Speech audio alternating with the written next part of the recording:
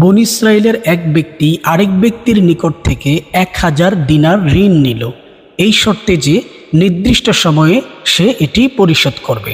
যথারীতি সে সামুদ্রিক সফরে বের হলো এবং নির্দিষ্ট সময়ে সে ওই টাকাটা ফেরত দেওয়ার জন্য যানবাহন খুঁজতে শুরু করে দিল, কিন্তু কোনো জাহাজ সে পেল না। তাই একটি কাঠের টুকরোর মধ্যে সে 1000 দিনার রেখে এবং একটি চিঠি লিখে সেই কাঠের টুকরোকে ছিদ্র বন্ধ করে দিয়ে সমুদ্রের মধ্যে নিক্ষেপ করলো এবং আল্লাহর কাছে বলল এটি যেন ওই মালিকের কাছে পৌঁছিয়ে দেওয়া হয়। যথারীতি ঋণদাতা সমুদ্রের তীরে দাঁড়িয়েছিল ওই লোকটির আশায়, কিন্তু তার কোনো হদিশ না পেয়ে বাড়িতে ফেরার সময় ওই কাঠের টুকরোটি খুঁজে পেল এবং বাড়িতে নিয়ে কুঠার দিয়ে কাটার সময় সে ভেতর থেকে 1000 দিনার এবং চিঠি পেল। এবং কিছুদিন পরে ওই লোকটি তার কাছে আসার পর সে সমস্ত ঘটনা খুলে বলল।